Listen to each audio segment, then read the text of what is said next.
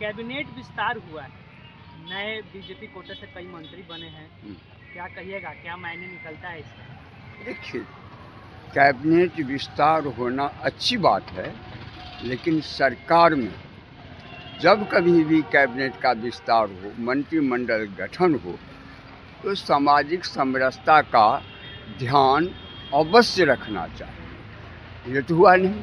अब बताते हैं कि 18% की 20% कितना परसेंट आप लोग बोलते हैं कि जदुवंशी हैं बिहार में,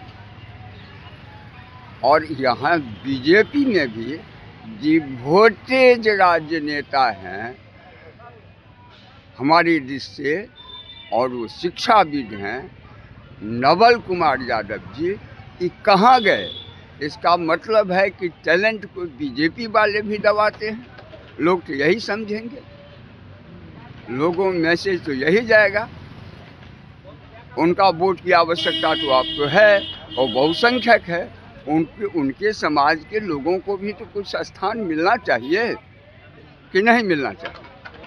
एकदम इस पर माननीय मुख्यमंत्री जी को या भारत सरकार के माननीय प्रधानमंत्री जी को या गृह मंत्री अमित शाह जी को इस पर गंभीरता से विचार करनी चाहिए कि बिहार में सामाजिक समरसता बनी रहे। जदुवंशी से भी कोई ऐसे टैलेंटेड नेता आवे जो समतामूलक समाज के जो माननीय मुख्यमंत्री प्रधानमंत्री का कार्यक्रम है उसके आगे बढ़ाने में सहयोग करें, और सब दिन वो सहयोग करते आ रहे हैं।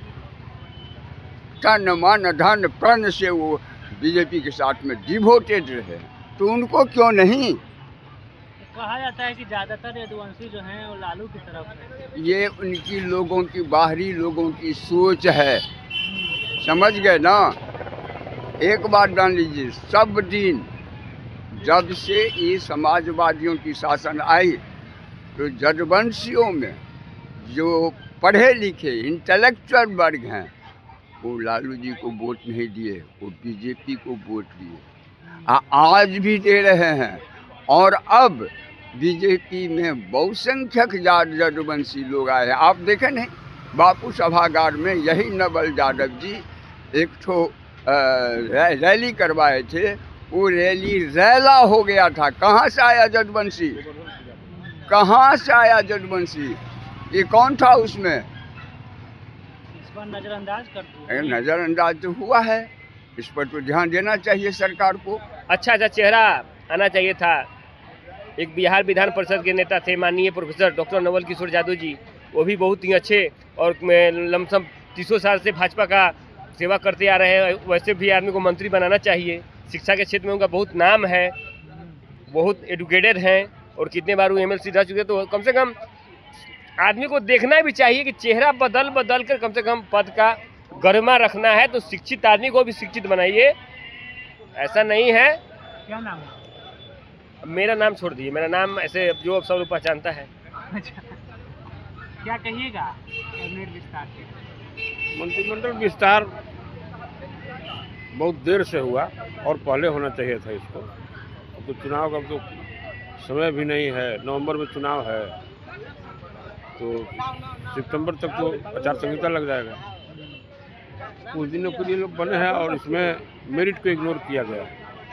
किस तरीके से, कैसे कर सकते हैं? और जातीय समरसता भी इसमें फेल है।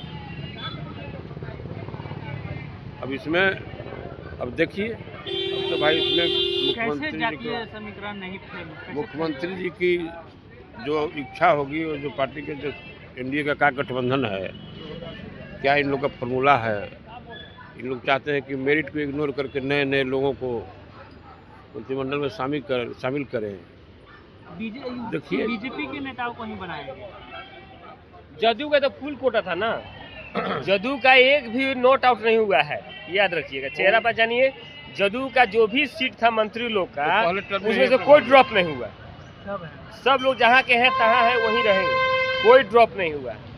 सिर्फ भाजपा के नए नए चेहरा जो थे उसमें से सबको लाया गया है, किसी को कहीं से, किसी को कहीं से, सबको नया नया दायित्व दिया गया है माननीय नीतीश जी के आदेश पर। ये आप याद रखिए। चुनावी वर्ष के हिसाब से यह मंत्रिमंडल बिल्कुल फेल है। चुनावी वर्ष फेल है। हाँ, इसका खमियाजा हो सकता है कि आने वाले विधानसभा में भुगतना पड़े कैसे कोई एनडीए। कारण बताइए, कैसे कह सकते हैं? अब कैसे कारण, वो तो समय आएगा तो बताएंगे। हम कुछ बोलेंगे तो हल्का हो जाएगा। नहीं, कुछ बताइए कैसे, क्या लगता है? बता रहे हैं ना, हम्म, बीजेपी को जो वोट ऐसे देते बोल रहे हैं हैं, प्रधानमंत्री बोल रहा अपने है। वोटर नहीं। पर भी विश्वास नहीं कीजिएगा कि वोट देते हैं, तो यह दुर्भाग्य न है। आइए ना सागर जी, इशारा यहाँ किस पर। ओर कर रहे हैं आप? अब इशारा में ही रहने दीजिए।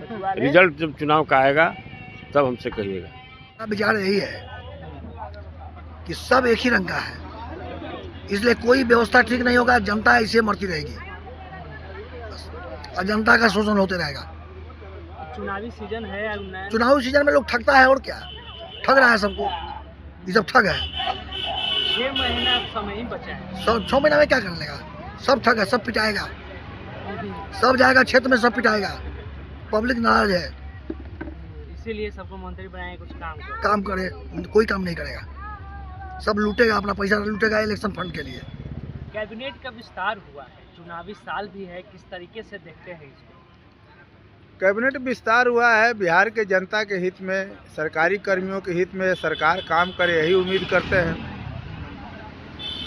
कहा जा रहा है कि कई अलग अलग जातियों को मौका दिया गया है, समीकरण बढ़िया बनाया गया है। देखिए, हम लोग पढ़े लिखे लोग हैं, हम लोग सब सेवानिवृत्त सरकारी कर्मी हैं, इसीलिए इन जातियों में बांटने का या जातिगत समीकरण साधने का हम लोगों का कोई ऐसा उद्देश्य भी नहीं रहता है, और हम लोग इस पर ध्यान भी नहीं देते। हम इतना ही उम्मीद करते हैं कि जो भी सरकार के मंत्री हैं पूरे बिहार के जनता के लिए अपने सामर्थ्य के अनुसार अच्छा काम करेंगे, चाहे वे किसी भी जाति के, किसी भी वर्ग के हों। वे पूरे राज्य के मंत्री हैं, उनको सबका ध्यान रखना चाहिए, चाहे वो किसी भी जाति के। चुनावी साल में कैबिनेट विस्तार, जातीय समीकरण, इन तमाम पहलुओं को किस तरीके से देखते हैं और क्या इसके मायने निकलते हैं? सबसे बड़ी बात है कि जब सबका साथ सबका विकास है, फिर जात की बात क्यों? चुनावी वर्ष में जातियों को साधने का मतलब है कि सत्तारूढ़ पार्टी भी जात की बात करती है, और एक तरफ सबका साथ सबका विकास कहती है, तो दोनों में विरोधाभास है। सबसे बड़ी बात है कि जो भी मंत्री बने हैं वो विधायक हमारे राज्य के ही हैं, चाहे किसी जाति या और वर्ग के हों।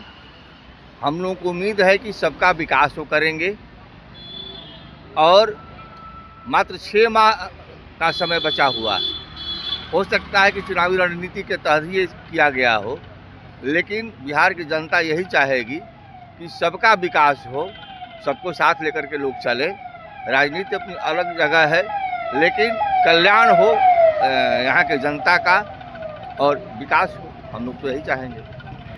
देखिए, अभी चुनावी माहौल को देखते हुए मंत्री का विस्तार किया गया है, जबकि हमारे समझ से एक मंत्री को 4-4 पद या 5 दिया गया था, लेकिन ये पहले होता तो ज़्यादा बेहतर होता।